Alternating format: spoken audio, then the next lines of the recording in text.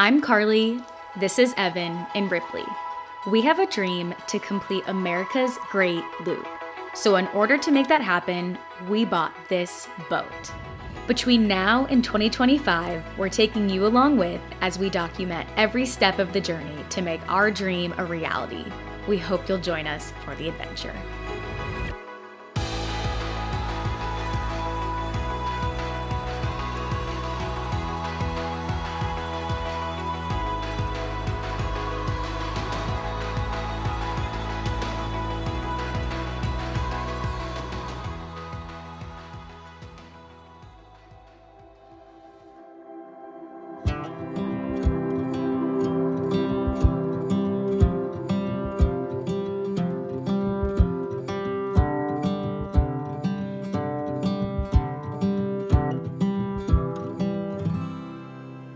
We are back at the boat this weekend. Everything looks great. We love this marina. Everyone's so friendly. But today we have a couple jobs. The first one was the electrical. We have 50 amp power here as well as 110. So when we first got here, I had to use just a normal extension cord and this adapter to plug in just to run our outlets and refrigerator, charge the batteries. And so I got an adapter. Just put that on. It goes from 50 down to 30 amp. And so now we have a true shore power cord, which is always safer. It has the locks. It won't wiggle or arc. Can't cause a fire as easy. So that was easy. The next thing we have is plumbing. I went to Mako Pipe and Rubber, or Hose and Rubber, here in Palm Beach County. Great spot. All the different fittings I needed. We have like a push. John Guest is the name of the valve. I broke that last week because I over tightened it. Typically, That's I a tend to typical do that. Evan move, and he gets in a lot of trouble for that. Yeah, so also another note is if you're going brass to plastic, the plastic should always be on the inside thread, not the outside, which I did not do that, which is probably why it broke. So always have brass to brass if you can, but if you're mixing materials, it's best to have the brass on the inside. So that's the other project we got. And then, of course, the ongoing fuel leak. See, I'm going to try and take apart some of the side wall. Maybe it's a fitting, crossing our fingers for that. We also brought the Starlink, so that's on the boat. We got our Dinghy Repair kit. Yeah, because we have a dinghy leak. We have a small little hole, and this repair kit is awesome. Go check it out in the Amazon store because it's the real deal. It came out of Canada. The guys reached out to me when I ordered it. I have all these different size Hypalon patches. This is definitely the real material, 2-part glue. Comes with all the mixers, the sandpaper, the proper brush. So we're going to be doing that now that the weather is overcast. Cool enough and the humidity's within the range, so you'll see that too. That is the plan today while we're at the boat. Actually, one more thing, because it's a boat and there's always projects.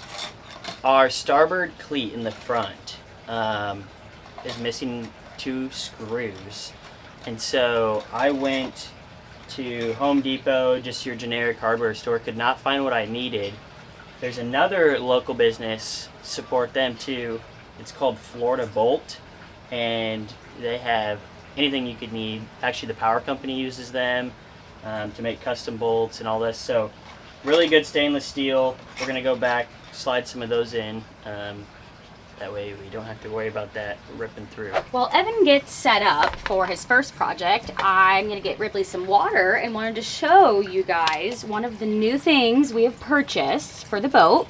These are non-slip dog bowls by Toadfish, and these were actually recommended by Tula's Endless Summer. And so far, I'm in love with them. I love that they come with the lids for when we are underway. Highly, highly recommend. So as you can see here, these two have completely rusted through. This is brass, original, so it's 40 years old. It doesn't really take a lot of the weight because all it's doing is smashing these two together, but I wanted to put new ones in here. It's about 4 inches thick here, so we're going to put these two in, that way we're secure again. Cover your eyes.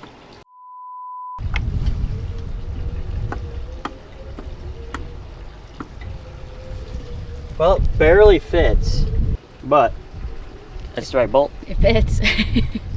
It's crazy how much stronger one already does. Honestly, like, should we have just replaced all of them? Do you think they're, like, corroded? No, some of them are okay. Well, she looks real nice in there. Stainless steel. Eventually, Evan, I hate to break it to you, but you're gonna lose all your patina eventually. Yeah. All this is probably gonna need updated eventually. Evan loves the patina look. I think it's cool when the brass kind of gets this color. Old man at heart. Another thing about Evan is he's gonna wiggle the crap out of it and he's gonna tighten it so you'll never be able to remove it. Stop. What? You gotta make sure it's strong. These fit so good. Beauty. Cool. That's one job done. Hey guys, first time you're seeing me for this video, but I wanted to show you one of the things that I got to kind of make the boat feel more like home, and tell me if I'm crazy or not. So we got these rugs matching at the entrance there and here in the kitchen, but they are bath rugs. So, or bath mats, I guess you could say. And when I was looking for rugs to go in this area, first of all, like, these fit perfectly. The other thing is I wanted something that was going to be easy to wash. And washable rugs from like Ruggable or, you know, some of these places, they're very, very expensive. And so all I did was I just put one of those grippy mats underneath and it's seriously not moving at all. So I think I'm happy with that decision. So I like it.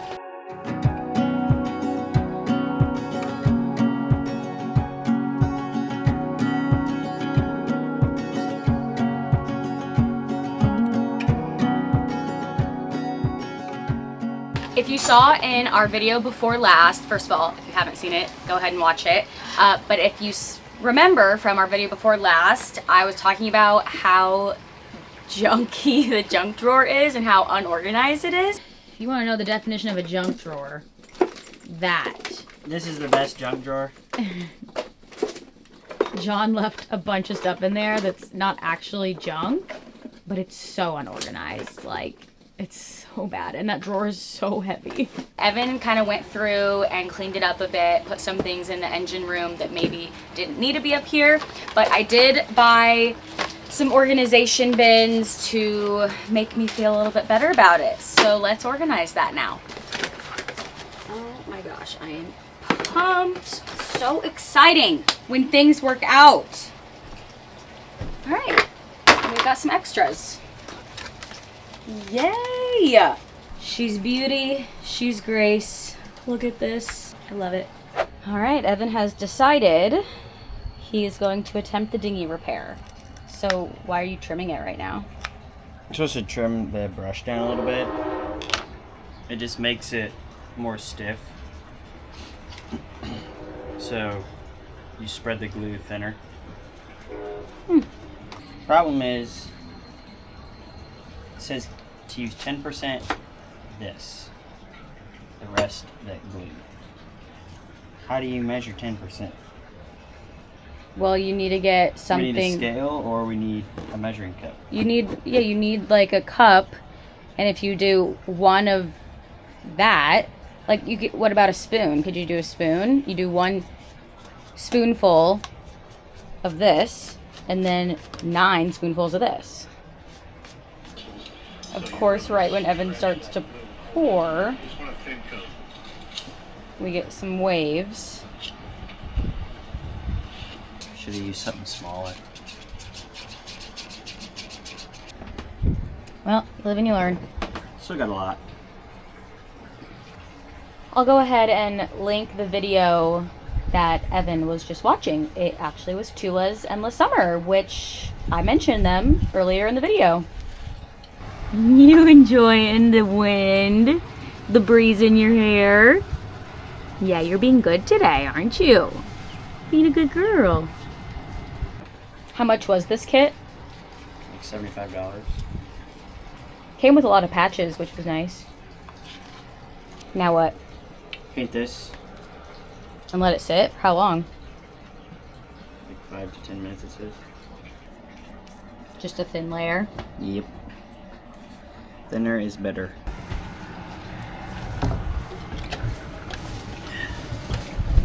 The process of repairing the leak was relatively simple, more nerve-wracking than anything, just making sure that we didn't mess it up. But first, Evan cleaned the area before pumping up the chamber where the leak was. He also wanted to double check that that was the only leak and there weren't any more. So to do this, he sprayed some soapy water all around the chamber, and you'll know there's a leak when it bubbles up just like this. Then he added some more glue and the patch, and that is pretty much it. We are in the engine room, and it's actually not too bad. It's pretty flat today, not rocking a whole lot. The marina is protecting us. I am down here working on finding where we're getting this slow diesel leak in our port side tank.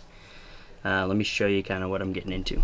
So right here is our exhaust and the shaft that goes through the hole to the propeller, and it's coming from this small area right here. Slowly drips through there, which, in order to see where that's coming from, got to move the batteries, and with these 3 screws I took out, I got a pry bar here because pretty heavy, just to get under there and see if there's a line or where it may be puddling up. I also took off this access panel, which reveals the tank. It's got just bolts all the way around it. You can see the fuel tank. Looks pretty good right there, honestly. But that's the only access to see it. There's another one on this side too, but that's not really going to help me out much. I just really wanted to see what it looked like behind there. So what's cool about this boat is they built these wooden casings all the way around both sides of the engine. You can see they have areas for you to pick them up with the finger hole, and it makes it great, clean, painted, nice flat area. And this is really what they're covering up. So in here is the actual stringers. The fiberglass looks, in good shape, but I need to get through that wall, and there's a stringer going all the way across, so I need to see down in there, but on this side.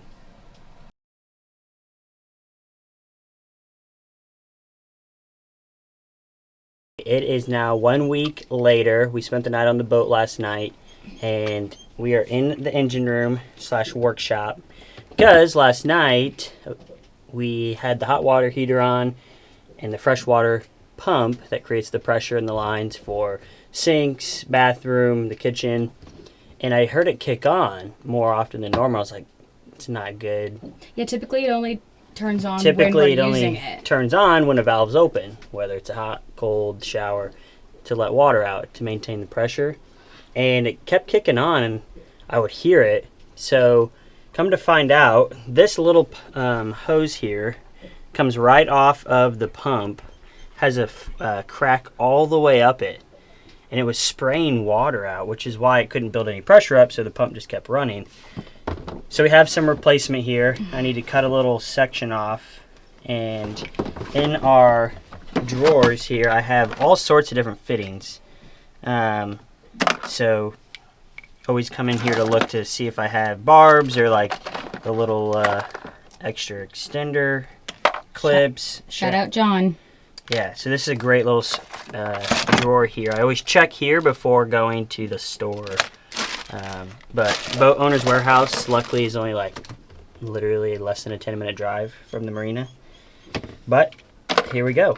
So Also, update. I had this idea that these frickin' fuel tanks that we've had up in the salon, they fit down here. So that's great. They're out of the way. They make a special tool for this, but Leatherman can do it all. Why spend $20 for a tool that... When you can spend, what, 100 and some for this one? Oh, be careful. Your foot's right there. Yeah.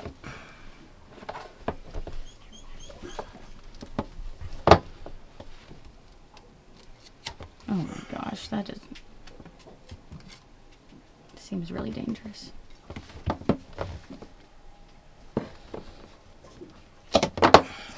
Then we can put this in our extra hose compartment.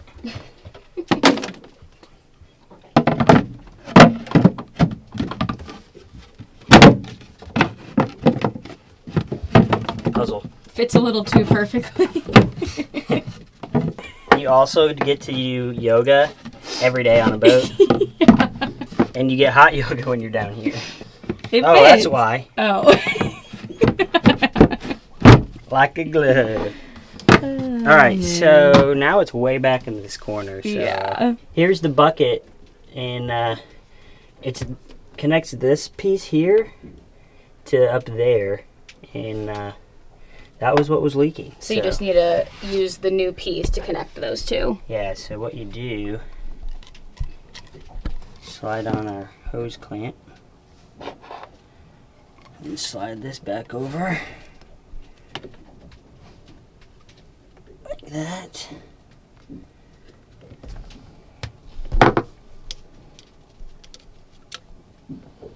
This is what was crazy, is because it was actually spraying underneath here. Oh. Because this hose gets tucked under like this. And goes through there. So we couldn't really see it. So you found it once you took it apart? So I was like, why is it wet? And it was hiding inside of here. But when it does that, it's a little bit more organized, though. Well, it's organized. It goes through, gets out of the way. Yeah, and so there's a hole already drilled here. But so you slide that through.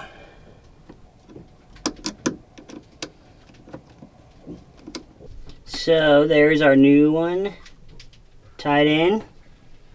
Strainer looks good. Yep.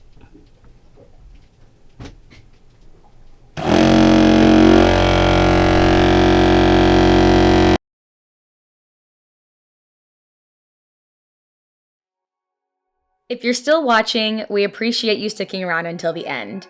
Unfortunately, the fuel tank leak saga continues, but our spirits are still high. Thank you for following along as we continue to make this great loop dream a reality. We'll see you next week.